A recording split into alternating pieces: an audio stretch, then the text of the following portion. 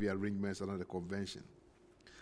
We're lucky today to have with us a former chair of the CGE and still a member of the CGE. So he was a former chair, but currently also a member of the CGE, Mr. Stephen Kinguyu, and he will be here to share with us the achievements of the group.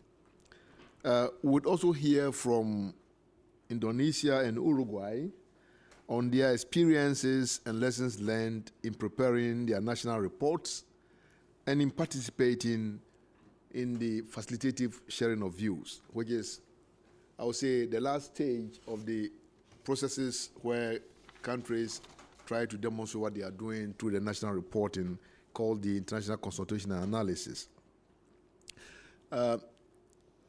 You may also recall during the first FSB that we had a fictitious country that we sort of mimicked called Zebu. And we will give you a glimpse of the benefits of preparing national communications, how Zebu have demonstrated that, and hopefully you have the opportunity to learn from that. I would like to give the floor now to Stephen to present the work of the CGE. Stephen, you have the floor, yeah? Thank you, William, and good evening, colleagues. I take the opportunity on behalf of the CGE to welcome all of us, of course, to this side event. Like William has said, of course, it's a bit late, and we just hope many more people will come in. And as I start to present, I would want to recognize, of course, the CGE members who are here. We have a member from Sudan. We have a member from France representing, of course, Annex 1 countries. We have a member from Japan, of course, Annex 1. And then we have Kyoto Tanabe, of course, representing the IPCC. Am I missing somebody? Yep. And of course, the Global Support Program. Come on. Yeah, Damiano. Perhaps I just hope I've not missed another. Okay. Yeah, the EU. Thank you very much. I'm sorry. Okay, so I can then continue with the presentation. So ideally today we want to present to you what the CGE has done. I don't want to go to the history because William has perfectly done that. The topic of today's discussion is achievements of the CGE and success stories of national communications biannual update reports from developing countries. Of course, some of the lessons, of course, will be, and success stories will be shared by the parties represented here today. Now, I would want to acknowledge, of course, the work the CGE has covered this year as I start the presentation. And of course, most of us, of course, know that the CGE has been providing support to developing country parties to enable them to conduct their assessment and provide their reports, of course, to the UNFCCC Secretariat, as required, of course, under the convention. The CGE, of course, began the year by reviewing its work plan for the year and had several crucial tasks. No, it's okay. It's fine. So the CGE began the year, of course, by reviewing its work plan for this year, and had several crucial tasks ahead of it, which included updating of training materials and conducting the hands-on training workshops, of course, across the 3 developing country regions.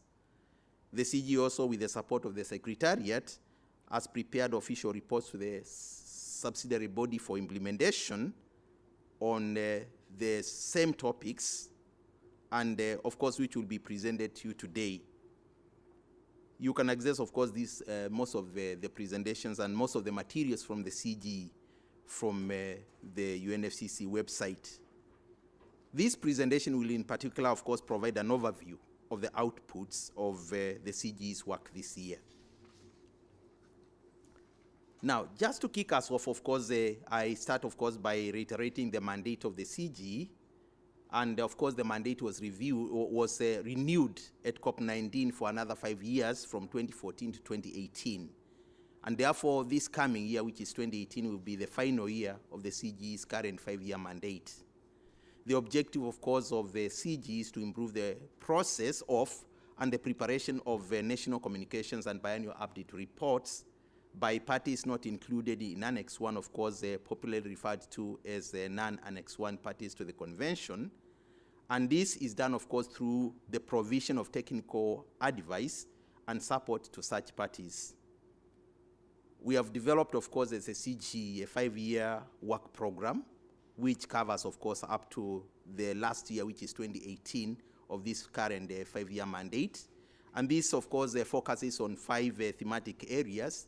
One, of course, is to build the capacity of developing country parties to facilitate the implementation of the measurement, reporting, and verification arrangements under the convention. And 2, to enhance the sustainability of the national communication and biannual update reporting process. 3, of course, to enhance collaboration and cooperation with other global initiatives. That some of course, we'll mention them, of course, in the presentation. And 4, of course, to enhance communication and outreach. And lastly, of course, to ensure availability of resources and optimal working arrangements for the operations of the CGE.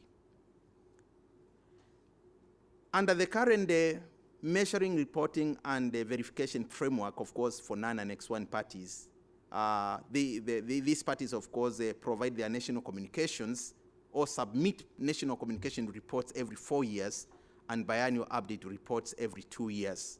Of course, the so-called BURs. And of course, we all know, of course, those who have been involved in the negotiation process, that the guidelines for national communications were established at the 8th conference of the parties to the UNFCCC, while the guidelines for the biannual update reports were established at the 17th session, of course, of the conference of the parties to the UNFCCC. These are of course, we have just listed the 4 elements of the national communication.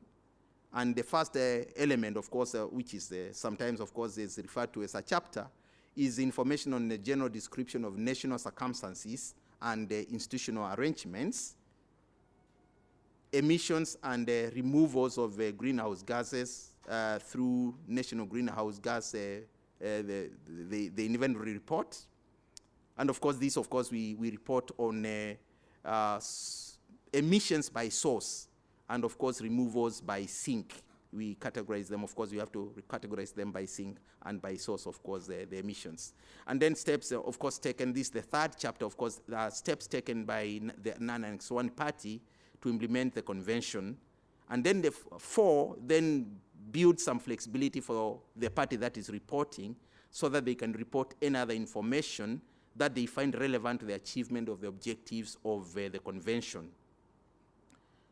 The biannual update reports, of course, contain updates of the national greenhouse gas inventories, mitigation actions and their effects, and support needed and received. And therefore, we report on the support needs and, of course, the support that is received. And this support, of course, is, we know, of course, the pillars of support in the convention: finance, technology development and transfer, and capacity building. Of course, we say BURs are an update of national communications, of course, with a pinch of salt, because we know there are areas, of course, where more work is required than is the case, of course, in national communications. Of course, as a way of supporting parties to participate in the measuring, reporting, and verification framework, the CGE has developed tools and guidance materials. Of course, we have also organized hands-on capacity building regional workshops for the 3 developing country regions. And we have also, of course, held or hosted webinars, of course, on various topics, thematic areas or topics of interest, of course, to parties. We also, of course, have an online e-learning course which is freely accessible by those who would be interested. And of course, towards the end, we'll show you details of how to access this e-learning course. And of course, we also have, of course, gone out of way to enhance collaboration with key global initiatives. And these include the UNDP UNEP Global Support Program, which of course Damiano represents in the CGE, and of course the IPCC. To build the capacity of developing country parties, of course, we, like I mentioned, of course, we run regional workshops, of course, across the 3 developing country regions. And this year, of course, we have undertaken 2 regional workshops, which were organized, of course, in collaboration with the Global Support Program. We had one for Africa. We have 41 national experts, of course, representing 34 African non-Annex 1 parties. We are in attendance. And we had one for the Asia Pacific and Eastern Europe regions. We have 39 national experts representing 26 non-Annex 1 parties in that region. Of course, we are in attendance. You can see, of course, this leaves out, of course, Latin America and the Caribbean, because that it was not possible for reasons that we will share with you towards the end of this, this presentation. And then we have also conducted webinars, of course, like I said, and in collaboration, of course, with the Adaptation Committee, with the Food and Agricultural Organization of the UN, and of course with the OECD. And these are the topics, of course, that we are included, of course, in those webinars, or that were the themes of those seminars: the MRV framework, coastal resources, climate change scenarios, approaches and insights from national adaptation, monitoring and evaluation systems, and of course the standardized baselines, and lastly, of course, the webinar focusing specifically on the agriculture sector. And then, of course, I've just mentioned, of course, that the e-learning course is one of one of the platforms that we use, again, to build the capacity of developing country parties. And this course is freely available for registration on the GHG inventory. Of course, it focuses on GHG inventory systems, mitigation assessment, and vulnerability assessment, vulnerability and adaptation assessment, and is freely available, of course, for registration online. This is the website, of course, where the most of the CGE materials are accessible. And towards the bottom, of course, you see the circled area, where, of course, you easily access the CGE training materials. And these, of course, include materials for the preparation of national communications, biannual update reports, and, of course, the materials that are used, of course, to prepare parties or experts, of course, from non-Annex 1 parties to participate in the international consultation and analysis process, which is ideally part of which is the technical analysis of the BURs, and then followed by the facilitative sharing of views. And of course, those who are in the know are aware that, of course, we had an FSV session this morning, where 5 parties, of course, made presentations, of course, on their experiences and lessons learned, of course, through their BUR preparation process and, of course, the technical analysis process, among others. The materials, of course, available on the website also include both PowerPoint presentations and the handbook materials on these topics. Again, in terms of training materials, the CGE this year, of course, prepared new training materials, in addition, of course, to updating some of the existing materials. Specifically, of course, one of the materials prepared is a technical tool to facilitate parties to prepare for the international consultation and analysis process, the ICA process, that provides a detailed explanation on how parties can effectively participate in the ICA process. The technical tool also goes into details on the step-by-step process and the key milestones and the role of the key players, which, of course, include the party itself, the technical team of experts, how to interact, of course, with the technical team of experts, and the CGE and the Secretariat, of course, on the other end.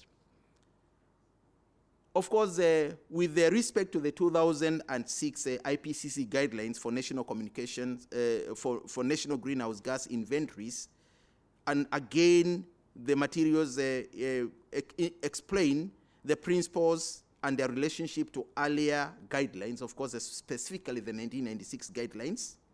The materials focus on national greenhouse gas emission inventories and the relevance of their scientific understanding and appropriate climate change action responses. Different possible refinements are assessed, of course, considering the transparency, credibility, and verification of the greenhouse gas inventories. The training materials for the preparation of biannual update reports focus on the reporting of mitigation actions and their effects. And the CGE, of course, noted the need to align the contents of the training materials so that we can address any gaps in reporting by parties in order to enhance the depth of the technical knowledge of experts from non-Annex 1 parties on the methods and approaches for identifying and implementing mitigation actions, as well as assessing their effects. And this, of course, includes even non-greenhouse gas outcomes, like, of course, socioeconomic benefits, among others. The training materials, of course, on the constraints and gaps and related finance, technology, and capacity building needs and support received is an update of the previous CGE materials. And this, of course, is what you are seeing on the screen. All these materials, of course, are now available on the CGE website, as mentioned, of course, in one of my earlier slides. Now, this slide is based on a survey, of course, that the CGE, with the help of the Secretariat, undertook within the year. And of course, it focuses specifically, of course, on national communications and biannual update reports. And we are just saying, of course, the problems, the CGE, in order, of course, to ensure that its work addresses the needs of parties, conducted a survey on the problems, constraints, and lessons learned, priorities, and best practices to address, and of course, the proposed ways to address these challenges in its work. The CGE, based on the feedback from the parties, of course, has tried to address the concerns by developing country parties, by developing appropriate training materials and tools for these parties. And of course, you can see, of course, the problems and constraints and the lessons learned, of course, to the right. And some of them, of course, I can quickly point out some of them. Well, some of the problems and constraints, of course, are insufficient capacity and resources, ineffective institutional arrangements, inadequate data, and so on and so forth. And you can see, of course, some of the lessons learned and, of course, priorities and best practices. One, of course, is activities. We need activities, of course, to enhance capacity and resources. We need activities, of course, to enhance the processes themselves. And, of course, we need new institutions, or to enhance, of course, the capacities of our existing institutions. And in some cases, of course, we might need legislation, of course, to create the requisite enabling environments. In terms of collaboration, of course, we are just saying, of course, that the CGE's thematic focus will be on vulnerability. And this is, of course, for 2018. Will be on vulnerability and adaptation assessment, the possibility, of course, for collaboration in the hosting, and of course the supporting, of course, the participation, of course, in the hands-on training workshops, of course, on vulnerability and adaptation assessment. This is a need that of course, if you come from institutions that would want to support the work of the CGE or to collaborate with the CGE, that the CGE, of course, would welcome your support on. Of course, we'll also focus on webinars, and normally we choose topics based on feedback that we get from national delegates and other interested parties, and therefore we don't just pick topics haphazardly or without a plan. The topics, like for the regional training workshops, we alternate. When we do, we cover issues of vulnerability and adaptation assessment, then likely the following year we might focus on mitigation and mitigation actions, of course, and their effects. And then so this is how we do it. But the webinars, of course, we get, we sound, we do a survey, of course. We ask national delegates, of course, to give us ideas on topics that would be of interest to parties so as to enhance their capacity for reporting. And of course, then we would also, of course, ask our partners, including all those of us who are here today, of course, to give us feedback on the training materials. And we do the same, of course, in each of the training workshops and the webinars, so that we keep on, we do not look at our training materials as static, but as dynamic, so that we can put in, or we can include the feedback that we get from parties and other stakeholders. The CGE, of course, has also identified the areas for improvement in 2018, and these are, of course, with respect, of course, to regional training workshops, so as to enhance the content and the organization. With respect to the webinars, of course, we need, of course, the webinars, of course, to be linked, or to be perhaps the precursor to the regional training workshop, so that at least it starts, of course, so that there is some element of continuity from the webinars to the regional training workshops. And then, of course, with respect to the e-learning course, we would want to enhance, of course, outreach to national focal points, so that they can help us, of course, redesign where, of course, there is need for redesigning. The CGE also, with the help or with the support of the Secretariat, of course, has a social, social site. And this is, of course, the Mitigation and Transparency Exchange, which is a Facebook page. And you are welcome to visit and, of course, interact with us and give us feedback and, of course, criticize us and tell us what we are not doing well, or what we are not doing up to the expectation of the parties. Thank you very much. I'm done. Okay.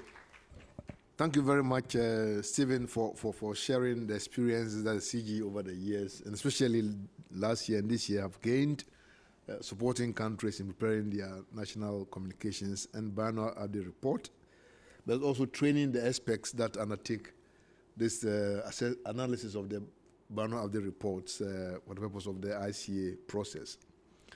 I would maybe open the floor for some quick questions or comments or some clarification questions, maybe one or two, before we move on to the next presenter, if there are any. Yes. Identify yourself and then ask your question. Klaus Wenzel, GIZ. We are working also on a project, Information Matters on BURs. That's why I'm very much interested in your second priority you mentioned, to enhance sustainability of reporting. So can you elaborate a bit what you did for this priority? Because, well, we all know this is a difficult task, and we are interested to see your experiences and lessons learned on that. Thank you very much, Klaus. Any additional one, a quick one? Otherwise, we will take this one, and then still there will be opportunity to ask more questions when we have listened to all the presenters. So I'll take maybe the last one here, and then we'll move on and come back. Hi. So Steve, prepare to respond to the questions, yeah? Hi, I'm Valerie from Vermont Law School. I was just curious as to how the Paris Agreement has changed the role or affected the role of the CGE, since the CGE is usually for the BURs under the UNFCCC. Okay. So Steve, you can take these two questions, and then we'll move on to the next presenters. Okay.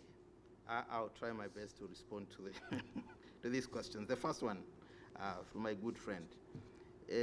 What the CGE has done about concerning enhancing the sustainability of reporting.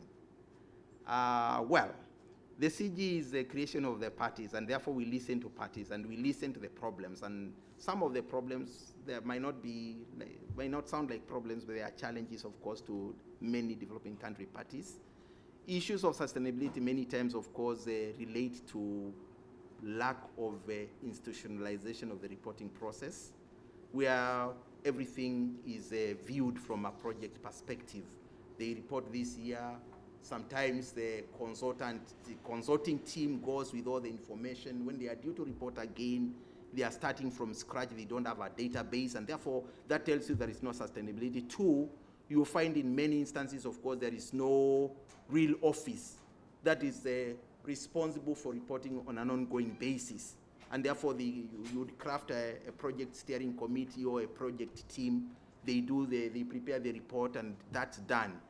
The others, of course, are of course the issues like the high turnovers of personnel in many of the institutions that are responsible for reporting, among others.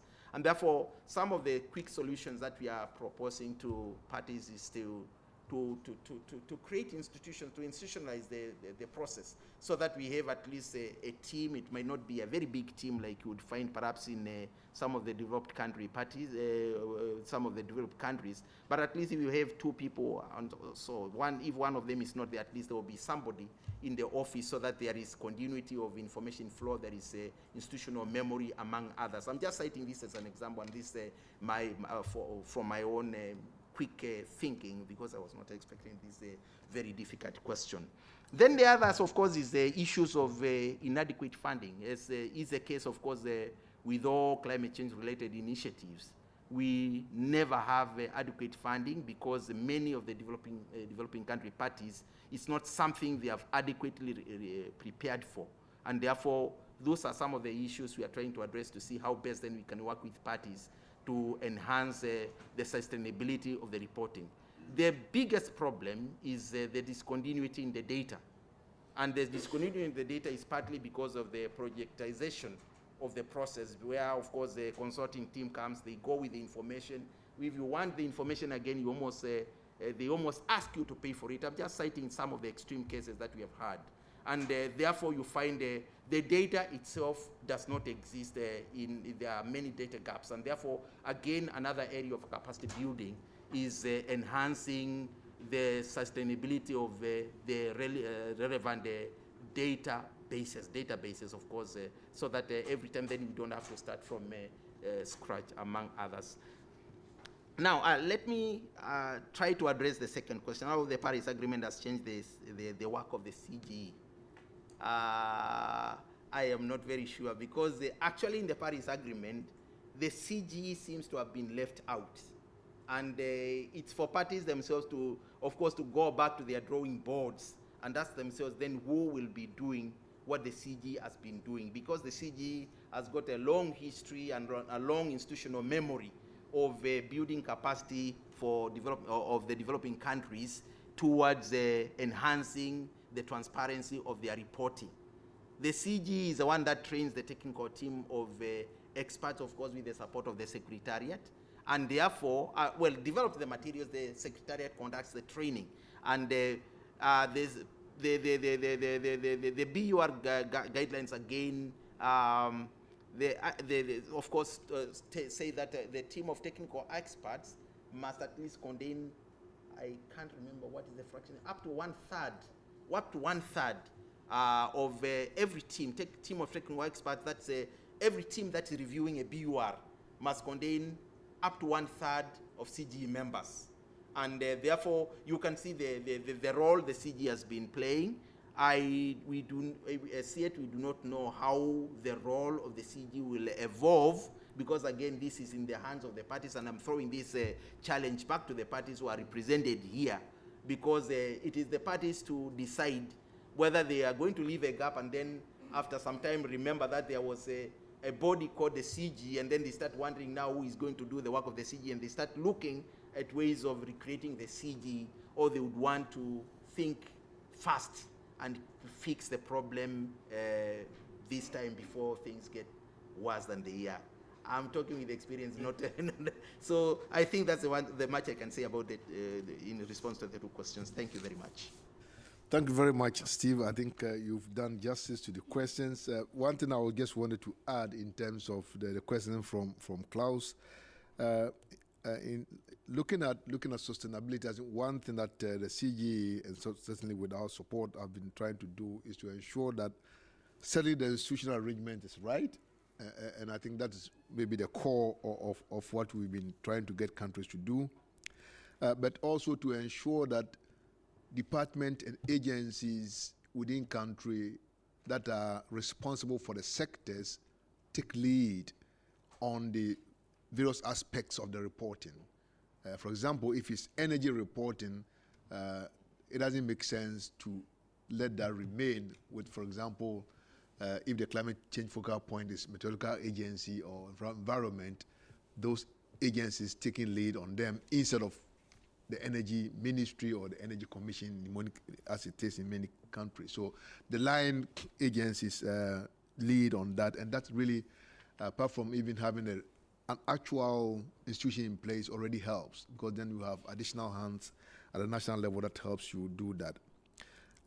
The other thing that we have also encouraged them to do is also to ensure that there's no gap in the reporting processes, and therefore doing your, for example, if you're finishing your second national communication this year, you don't wait until it's completely finished and submitted before you apply for the next national communication preparation, which will be the third one.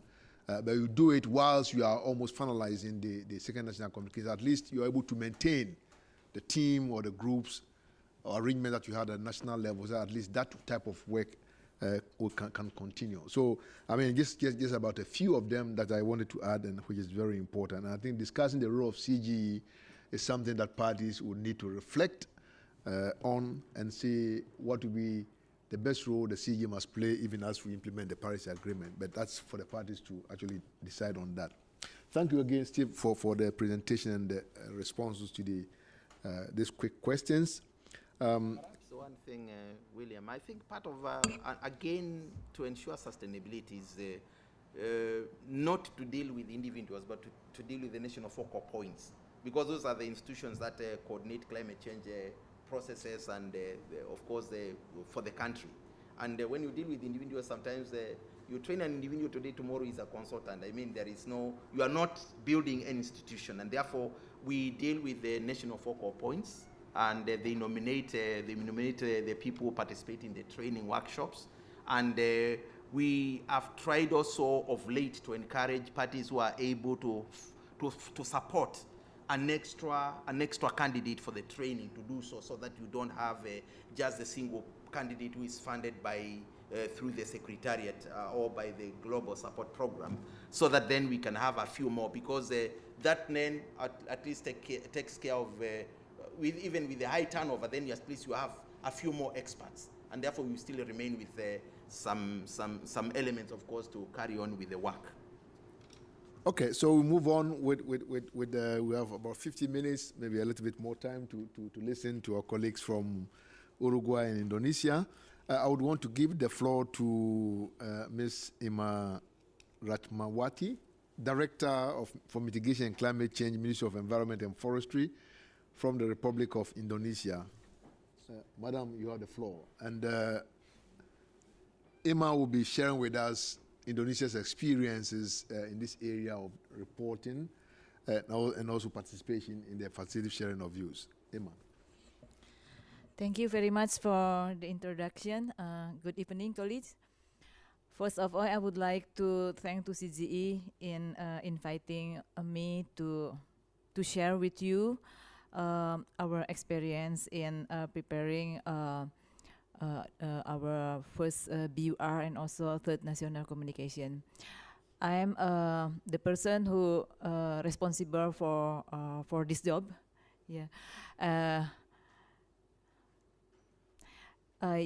For introduction, I would like to inform you that we have submitted our first BUR on 18th of March 2016, and we had participated on the facilitative sharings of views last May in Bonn, and for the third national communication is completed, but now it's under finalization stage, as we are having no peer review process. it is very interesting for us in having support for preparing this BUR and national communication. I could inform you that this is totally different approach for Indonesia in this preparing these documents. In our second national communication, all related ministries only provide data, and consultants and also experts then use this data to prepare for the national communication. But for this, the first BUR and also national communication, all related ministries have their own responsibility to collect data and then to prepare for the calculation for both GHG inventory and also for GHG emission reduction. And then we have a institutional arrangement to collect the data and then to aggregate it as one document. These activities could improve our capacity at national level and also at subnational levels, as we also involve our subnational offices in providing the data for GHG inventory and also for mitigation action. In some sectors, there were some revised emission factors conducted by relevant institution. In many cases, come from research institutes. And that's for the technical aspect. For institutional aspect, we have established some internal institutional arrangement among its ministries for GHG inventory and mitigation action.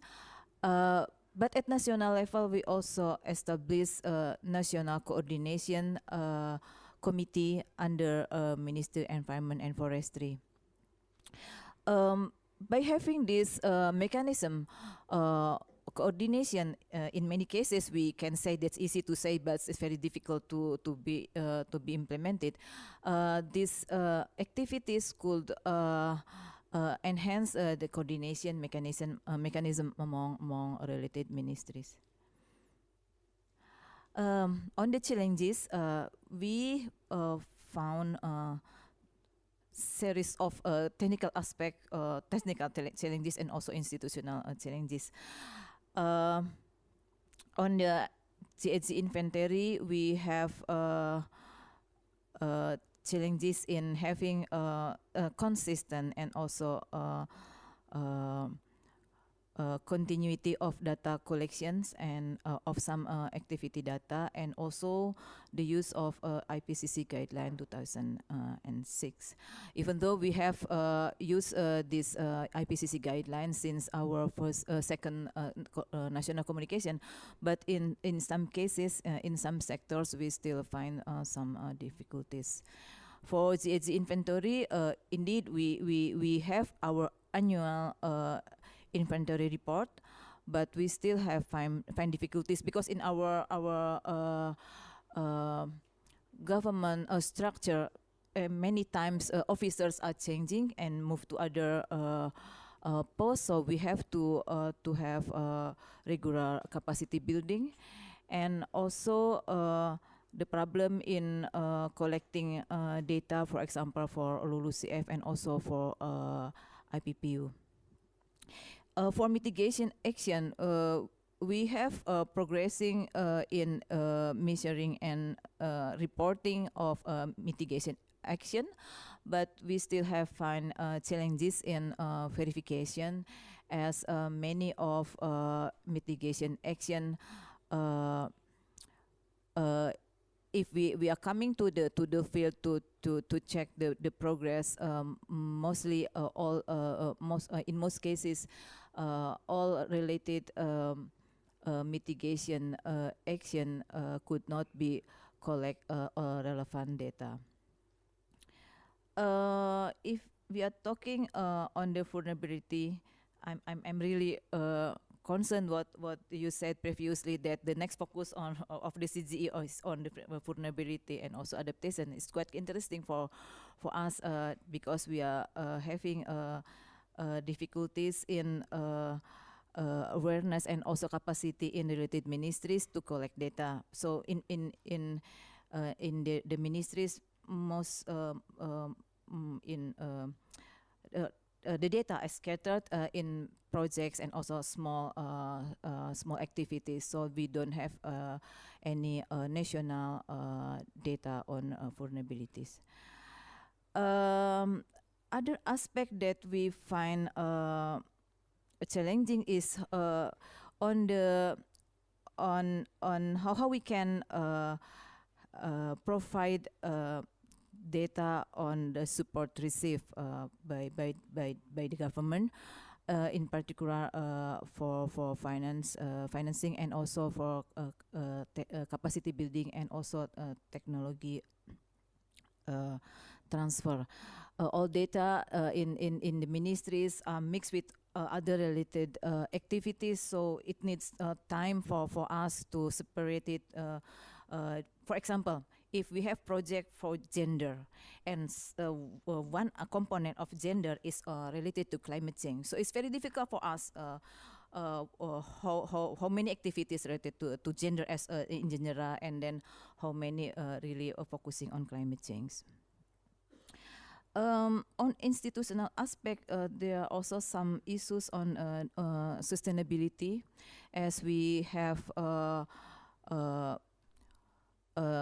institutional arrangement, but again the officers always change, and we have to always have a regular capacity building, and also again the similar issue also faced by preparation of NGHGI inventory and also implementation of mitigation action. At this moment, there is no institutional arrangement officially for a verification process. So the most established one is for the institutional arrangement is for NGHGI inventory and then for mitigation action, but not yet established for verification. We have learned a lot from the process of facilitative sharing of views when we had to respond to the question, the list of questions from technical assessment, and then when we had some notes from the experts. One thing that have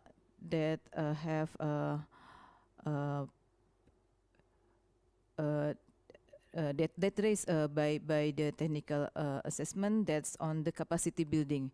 We found out that we in our BUR we did on the summary table, for example, we made it we refer to the IPCC guideline 1996, and then on the total report, the total GHG inventory, we use 2006 guidelines. So the assessment really found out this inconsistency, and we received feedback, and then this is very useful for us. And also we are lacking of capacity in measurement and also monitoring of mitigation action. This is quite clear. We can see in our report, in our BUR, but we made some improvement in our third national communication, and again on the verification and analysis of support received. Very specific notes we received from this process, that identify the need of improvement. For example, here estimation emission from international aviation and marine bunker. We couldn't really calculate this correctly. And then reporting of indirect NGHGI and also SOX. And also we have still find difficulties in disaggregation emission for agriculture, construction and manufacture, and also gas coverage of mitigation actions. Now, on the CGE workshop, in our record, we only participated in this workshop, regional hands-on training workshop on reporting climate change mitigation action last September in Siem Reap. The tools provided during this workshop was very useful for us to report of mitigation action. But the problem is the time is very limited to enable us to learn more, and then the case study is also very limited. If we could have next opportunity in participating in this CGE workshop, we do hope that this workshop could provide more tools and also more case study to enable us as a participant to learn more.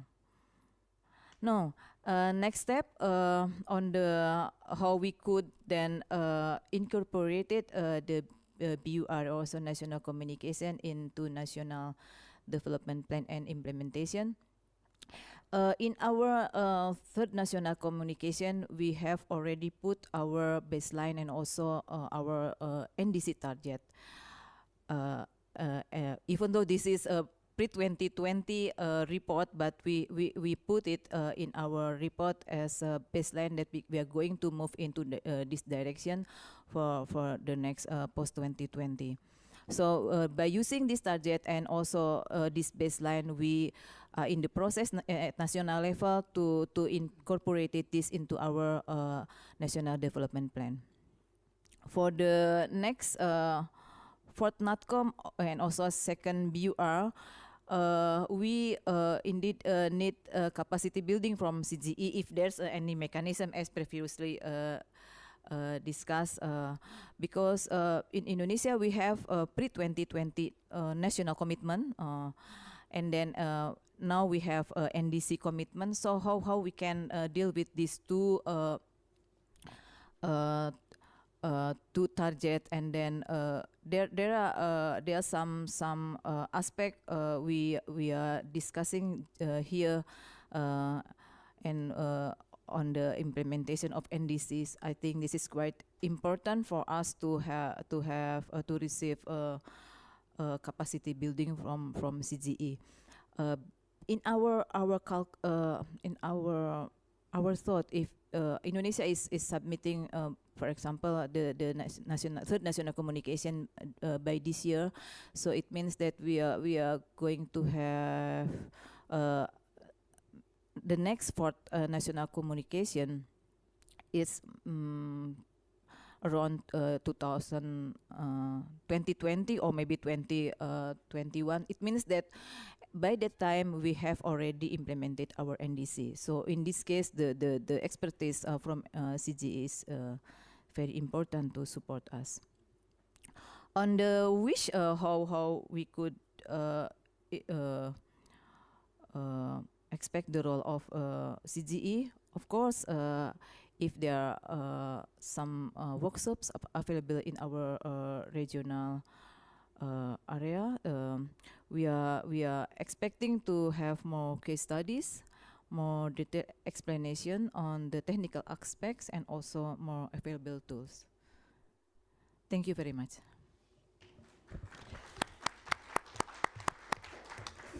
Thank you very much, Emma. I mean, because of time, I will not request you to intervene at this stage. I would want us to continue and have Ms. Mariana Kapriski, I tried, who is also currently a CGE member and also the coordinator for national communication and BUR preparation in Uruguay, to also present her experiences, I mean, the preparation of the national reports and also the FSV from Uruguay. And after that, we will try to discuss these things together and look at the possibility, because they also raise a number of challenges. Look at the possibility in terms of how, I mean, if it's possible, those that are in the room can even provide that type of support to address those challenges. I think it's very important that we also look for solutions, not only listen to challenges. So, Emma, you have the floor. No, Mariana, sorry. Thank you, William. And good evening to everyone. First, I would like to thank the Secretariat for organizing this side event and for giving us the opportunity to share our experience regarding the preparation of national communications and BUR. And I would also like to mention the important work of the CGE, as explained by Stephen, supporting developing country parties in the process of elaboration and continuous improvement of NATCOMs and BURs. Okay. So, well, at the outset, I would like to mention that Uruguay is very proud of having a long history of elaboration and submissions of NATCOMs and more recently BURs. And these documents were accompanied by the corresponding national greenhouse gas inventories. National communications and BURs in Uruguay are prepared by the Ministry of Environment with the UNFCCC focal point. But this work is carried out in the framework of the national system to respond to climate change. This is an interinstitutional body chaired by the Ministry of Environment, comprising 8 ministries, the Bureau of Planning and Budget, the National Emergency System, the subnational governments, and the Uruguayan Institute of Meteorology. As the slide shows, the first national communication was submitted in 1997 with our first inventory for the year 1990. Between 1997 and 2004, we prepared 2 inventories. Then the second national communication was submitted in 2004, including the inventory corresponding to the year 2000 and the emission evolution based on the inventories mentioned before. While our third national communication was submitted in 2010 with the inventory corresponding to the year 2004 and the evolution as well of emissions. Our fourth national communication was submitted in 2016 with the 2012 inventory. In addition, we started the elaboration of the first BUR in 2013. Our first BUR was submitted in 2015 with the 2010 inventory, and of course the emission evolution. Currently, we are finalizing the second BUR. We expect to submit it before the end of this year. And this BUR will include the 2014 inventory. And we are also preparing our fifth national communication to be submitted in 2019 with our 2016 inventory. So in the next month, we will have 8 inventories prepared. The country participated in the facilitative sharing of views during the ESB session in Bonn last May. There, we had the opportunity to show the country's policies and programs promoting early mitigation actions, such as the energy policy, the smart agriculture policy, and forestry incentives. And we also share domestic MRV arrangements together with support received and needed. The FSB also gave us the opportunity to answer different questions that were raised by different countries and group of countries regarding our first BUR and the inventory, and regarding the analysis developed by the technical team of experts. Those questions and comments were made through the Secretariat webpage and also at the venue. And we were very satisfied with the atmosphere and the way the event was held, as well as the ICA process as a whole.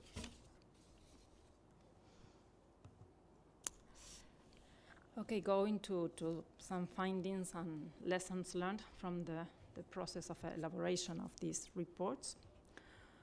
First, as it has been mentioned, the country has held a continuous process since 1994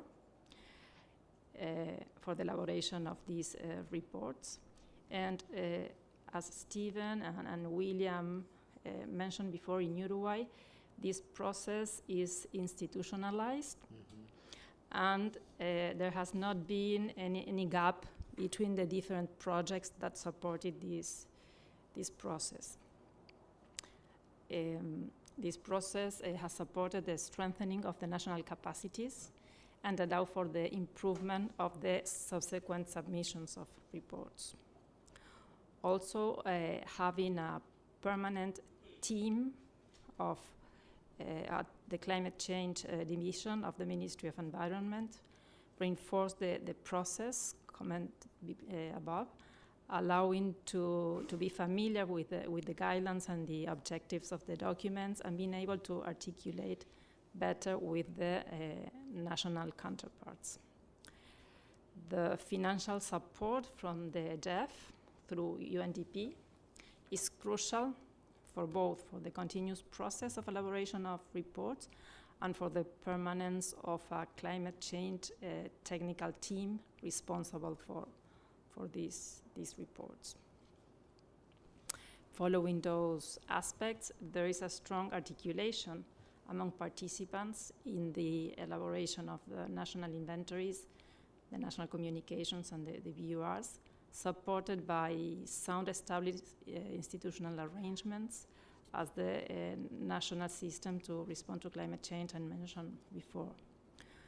Through the years, the coordination and elaboration of the documents have been more and more fluent and efficient. A specific working group within the mentioned system has been established for the elaboration of the inventories, which articulates the sectoral ministries involved in the inventories. Such coordination and articulation experience under this response system was of highest usefulness to elaborate the INDC and the first NDC to be submitted very shortly, for which a working group was established building on the ones for the inventories and the teams that participated in the NatComs and BURs. These reports, we can say that they help to disseminate and raise awareness on the government and general public and different sectors of society, given information that otherwise would have to be collected separately and would be difficult to find and understand. These reports also contribute to make progress in policy making regarding climate change sectoral aspects, sometimes redirecting actions or measures and giving the opportunity to other stakeholders to take climate-friendly investment decisions. With regards to challenges in the development of reports, it is fundamental to keep improving the inventories in its different aspects. And related to this, it is essential to maintain and strengthen the working group on inventories, and the technical experts involved in the development of the reports. In aspects related to lessons learned from the participation in the FSB, I can say that the preparation of relevant information for answering submitted questions and for the presentation at the FSB meeting was identified as a useful and good exercise. To this end, it was crucial the continuity of the national team of experts that participated in the BUR preparation, enabling them to participate during the preparation of the FSB and the technical analysis as well. The FSB gave us the opportunity to present the country from an integral perspective, showing the interactions, opportunities, and synergies between the country's search, sustainable development trajectory, and low carbon strategies being implemented. In addition, it is worth noting that all CGE training materials, as well as webinars and hands-on workshops held, are considered very, very useful, timely, and helpful for the elaboration of the reports to be submitted to the convention. I would also like to say that the results from the ICA process was highly relevant for the elaboration of the project proposal for the preparation of the second BUR, and also for the preparation of the CBIT project that we are finalizing and will submit shortly to the DEF. To finalize, I will mention some of the next steps for the country related to NatComs and BURs. We plan to continue undertaking the elaboration of these reports in a timely manner in the framework of the support received, and to maintain sound working teams and institutional arrangements for the better development of reports. The country is about to submit, as I said, the second BUR by December this year, and is elaborated the 5th national communication. National communications and BURs are inputs for the development of national and sectoral policies, such as the National Climate Change Response Plan in 2010, and the National Climate Change Policy developed last year and adopted last week, which at their time give feedback to subsequent reports. NDC elaboration also builds on information and institutional arrangements related to national communications and BUR. And I would like to share that our first NDC was approved last week, and it will be submitted to the Secretariat in the following days and presented by our Minister of Environment next week here in Bonn. And thank you for your attention. Okay, good. Thank you very much, Mariana, also for sharing the experiences that Uruguay has gained over the years. And I think Uruguay is one of the countries that has actually led this preparation of the reports, and certainly the experience that Mariana is sharing attests to that fact. And I think it's one of the things that we have mentioned, institutional arrangement, that has been the cornerstone of that type of progress and the continuous improvement over the years. And thank you very much, Mariana, for sharing that experience with us. Do you want to get on the ZIBU, or let's quickly? Yeah, okay.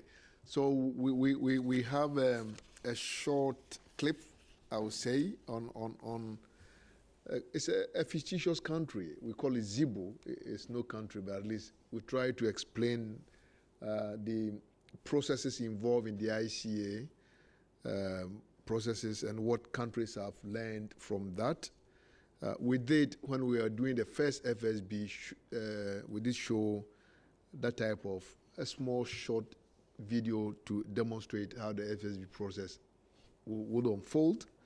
And now we have had some experience for the past 2 years, and we have updated this Zebu video to give you a taste of it. So, is it ready?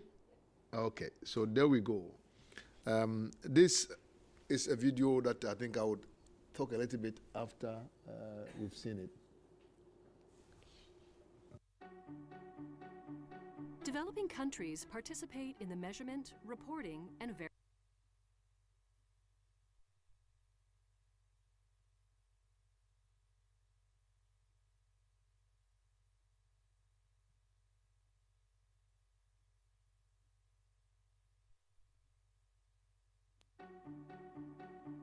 Developing countries participate in the measurement, reporting, and verification process, also known as MRV, which fosters transparency, trust, and confidence, and promotes climate action.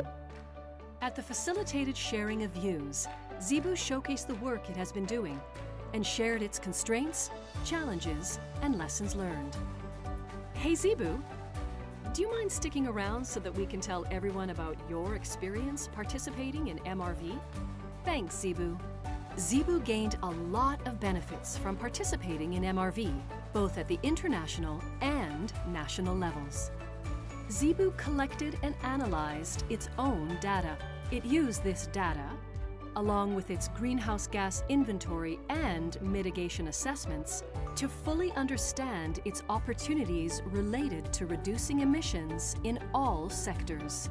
These opportunities are known as mitigation options. Zebu then used its mitigation options to help formulate its own low-emissions development strategy. Zebu also used its vulnerability and adaptation assessments to understand its unique vulnerabilities and opportunities. Zebu used these adaptation options to inform its climate resilient strategy, helping the country to better adapt to the adverse impacts of climate change. Together, these strategies became an important part of Zebu's National Development Plan. As part of MRV, Zebu submitted its national reports to the Convention, which underwent a thorough scientific process. And then, Zebu developed robust policies and plans. And now the international community is aware of Zebu's efforts, challenges, and needs, prompting international support initiatives. Nationally, all this hard work has raised awareness among stakeholders and increased Zebu's political buy-in. The work of MRV has also enhanced the technical capacity of Zebu's sectoral experts so that they can better plan and implement low-emission and climate-resilient actions. Zebu has gained many benefits from its enthusiastic engagement, including informing policies, plans, strategies, and programs, political buy-in, improved access to support, capacity building, and increased awareness. Zebu has been working hard, and now it's preparing for its next National Communication and Biennial Update Report. This continuous process makes participation in MRV easier and more effective for Zebu year after year, helping Zebu see clearly how it is progressing towards a low-carbon and climate-resilient economy. Each country's journey will be different, but through the MRV process, we have an opportunity to understand, share, and address our challenges together, paving new ways for sustainable development.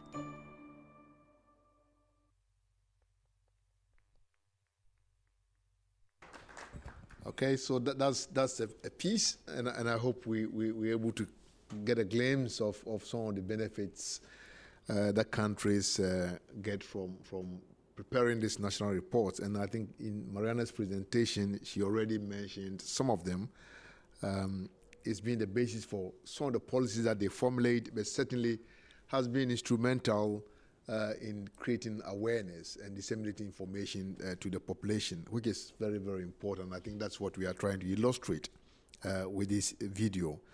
That said, I would now want to open the floor to you to raise any questions you may have to Emma and Mariana, but also to Steve, if there are any that you want to also raise. But in doing so, I would also want to encourage you, looking at the presentation that Steve made, mentioned the focus of work for CGE, that's the Outlook 2018, and looking at collaboration to implement those work programs or activities. If there's a possibility from your institution for engagement, you can also highlight that. So I'll open the floor to you participants for questions, comments, any that you want to raise. The floor is opened.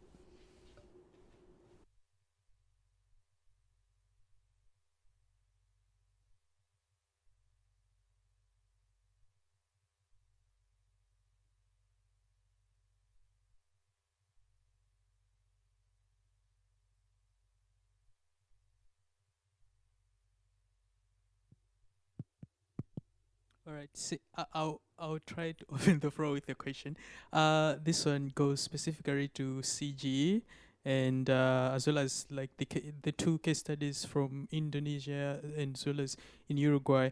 One thing that I sort of like noticed in looking at different BURs is that there's this issue relating to the people who conduct different GHG inventories. You find that they most of the times they sub-grant or they involve other parties. For instance, it can be like either NGOs or consultancies, to the extent that there is an imbalance between the local expertise, and that expertise is mostly being implemented by other institutions. So how are you working around this so that you can bring back, like you can bring the balance between the two, so that there should be more local expertise in GHG inventory processing? Thank you. Okay, and I think it will be relevant for all of them. So I would open the floor to you later on. Any additional question or comments from the audience? Yes.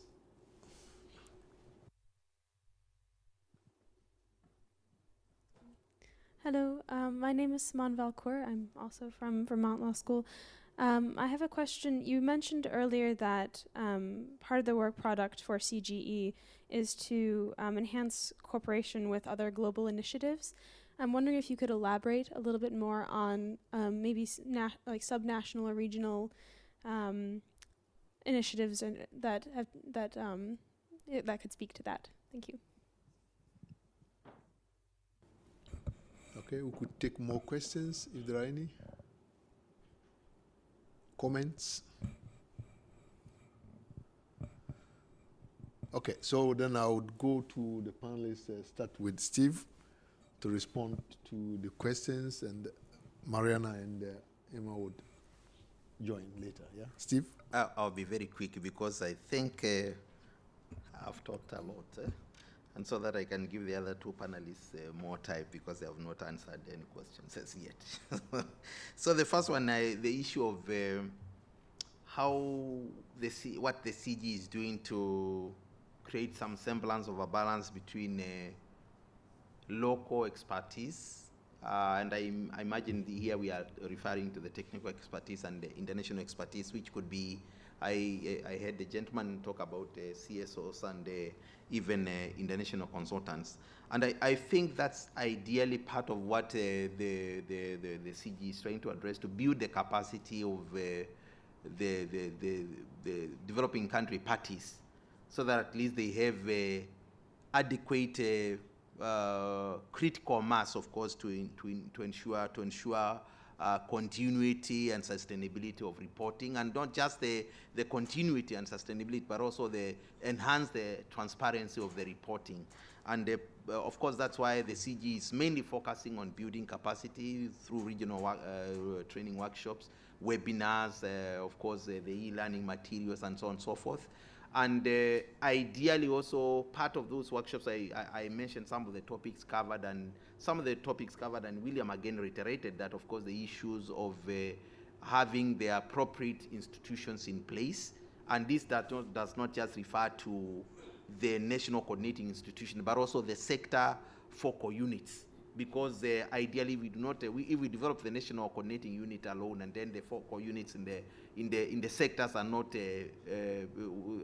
developed, you'll find perhaps you have a coordinator at the top, and then the rest of the work is still being done by consultancies. We are not against consultancies, but we are trying to, of course, to help developing countries so that they are able to carry on with the work, with the preparation of their national reports, with or without consulting teams. And of course, even with consulting teams, so that they are able to review the reports and know, of course, appreciate what is captured in the, or it's captured in the reports, and whether or not, of course, be able to judge whether or not it reflects, of course, their unique national circumstances, and of course, their unique national needs and gaps in terms of reporting, and of course reflects their capacity building, their capacity needs. So in brief, ideally we are building the capacity.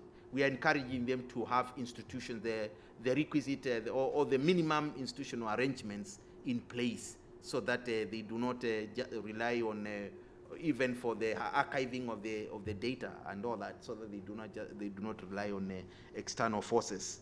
Then in terms of the collaboration, of course, I mentioned two examples specifically, of course, the global support program of the UNDP and UNEP, and where Damiano, of course, is a member of the CGE representing that partnership, and of course the IPCC, because especially for the greenhouse gas inventory training materials, we thought there was no need, as the CGE, we thought there was no need of reinventing the wheel when a wheel exists. And therefore, because the IPCC has already progressed a lot in this respect, we have actually collaborated with the IPCCs. We have been using their training materials. We have been actually working hand in hand with their experts, including, of course, Kyoto, who is here with us today, and other experts, of course. And so that's the kind of collaboration, and that's why I said the window for collaboration is much wider than can be filled by the IPCC and the GSP. And therefore, we are encouraging many more, of course, institutions to partner with us. We are also encouraging institutions that can carry out undertake some of the training for regions to approach the Secretariat, of course, and then we will see how best we can work with them. And therefore, there are many areas in which we can collaborate, of course, with other institutions. Thank you very much. Thank you very much, Steve. Can I give the floor to Mariana? Yes, sure. Yes, regarding the local expertise, in the case of Uruguay, only for our first inventory, there was the participation of an international consultant that helped us understand the guidelines and the way to elaborate the inventory. But from then on, all our inventories were prepared by national consultants, the first inventories, because the first inventories were prepared by the Ministry of Environment, and the LULUCF sectors, we hired local consultants to elaborate those parts. But in the last 10 years, we have established, as I said, institutional arrangements at the government level, and the Ministry of Agriculture is responsible for the inventory, the sectoral inventory, and the Ministry of Energy is responsible for the energy sector. So we use government staff for elaborating these inventories, supported by the training materials, the hands-on workshops, and different trainings that are available. Also, it is important to mention that last year, a Latin American network for inventories was established with the support of the Global Support Program for National Communications and BURs, and that is an excellent opportunity to enhance capacity and to share experiences between countries. Okay. Thank you very much, Mariana. Emma, you want to add on? Yeah, in Indonesia, National NGHGI inventory is also mitigation reporting and also measurement and reporting are prepared by all related ministries at national level. But if we involve provincial GHG inventory and also mitigation action, it is this data prepared by subnational offices. At national level, we are also supported by our national experts. We have experts on AVOLU, and we have also experts for non-land-based and also for non-land-based. At subnational level, we also involve local universities, local experts. Under this BUR and also national communication projects, there are opportunity for us for having capacity buildings for local experts. So it enable them to have similar expertise to really regularly help subnational authorities in preparing GHG inventory and also in measuring and also reporting the emission reduction. Thank you. Okay, thank you very much. We have about 2 minutes, 49 seconds to exhaust the time. No, I see two hands raised already. Please identify yourself and ask your question. And then the lady here, where's the microphone? Hi, my name is Melissa. I'm from the National University of Singapore. I have a question for the Secretariat and also the CGE. I was wondering, as you know, 38 non-Annex 1 parties have submitted the first BURs, and 9 out of the 38 have submitted second BURs. I was wondering if the Secretariat and the CGE are tracking the rate of submission of second BURs as a performance indicator of the work of the CGE. Thank you. Okay, so we take the next question. Yes, here.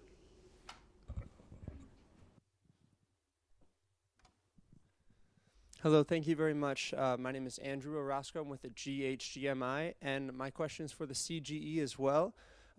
Stephen, you mentioned earlier that it was not possible to do a workshop with Latin American countries, and you suggested that you would elucidate that reason towards the end, and I was wondering if we had time to briefly go over that. Okay, good. Maybe I will start to respond to Melissa. I wouldn't say that we're using that to track the number of BUR submissions, to track the progress of that performance. It's certainly something that we have been encouraging, because we all know that countries were requested to submit BURs as far back as 2014. And the idea was, the first BUR was to come in by December 2014, and we never had any. I mean, only one, I would say, and certainly there was another one given at the COP in Lima, so maybe 2 during that time. There has been a lot of encouragement from parties to developing countries in terms of getting the resource needed to actually prepare this national the biannual update reports. And it doesn't come easy for many reasons, and we've been talking about some of these things, and that's what CGE is engaged in, addressing some of the challenges there. Lack of capacities at national level certainly is one of them. Data is one, but I mean, I think countries, for many reasons, as we got to learn when we were doing the initial training on BUR preparation, felt like it was more of a commitment for them to do that, and they were a little bit hesitant to get into doing the biannual reports. But when we started this FSV stuff, and when countries got to know that, yeah, it is a useful sort of engagement and could help national level activity, it brings exposure not only at the national level but also at the international level, it sort of attracted many of these developing countries, and now we're having, I mean, a considerable number of them, including even the LDCs, NC is preparing their BURs, and we hope that the number that comes in should improve in the coming years. But I mean, we have very little control over that, because that is decisions by national governments, and we cannot influence that much. Steve, do you want to respond to the question from GHGI? I thought you would, but I will. So we didn't actually undertake the workshop for Latin America and the Caribbean because of lack of adequate funding. That was the main reason. I will tell you the truth of the matter is that without the collaboration with the GSP, even the two other workshops perhaps would not have been as successful as they were. So that's the situation, and that's another area, of course, where we need the collaboration and the support of other institutions. Thank you very much. Good, but also to add a little bit to the collaboration, but I think it's very important because we are all looking at the sustainability of the processes. And I think one thing that we have started doing, I mean, here I'm talking as Secretariat, is trying to identify beyond the various agencies that we've been working with to look at programs that will allow us to have a more sustainable capacity development for countries. And we have established what we call the capacity building program for transparency, which is an important initiative which we're doing, the first one with the Greenhouse Gas Inventory Research Center of Korea. And we have a formal agreement with this institution in Korea for 5 years, which they are covering, I mean, everything, I would say. The training of experts from developing countries. We had the first of such training for 6 weeks this year in Seoul with GIR, the Korean Greenhouse Gas Inventory Research Center, and we invited about 30 participants from developing countries covered by Korea, and certainly also with some support, scholarships provided by GIZ.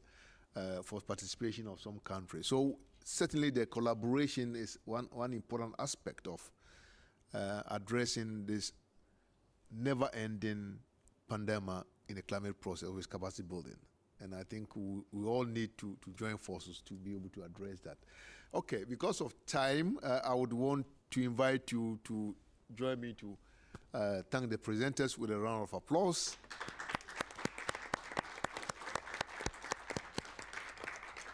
But also thank you, the participants, for the time spent with us. I hope you learned something, and we'll see you around.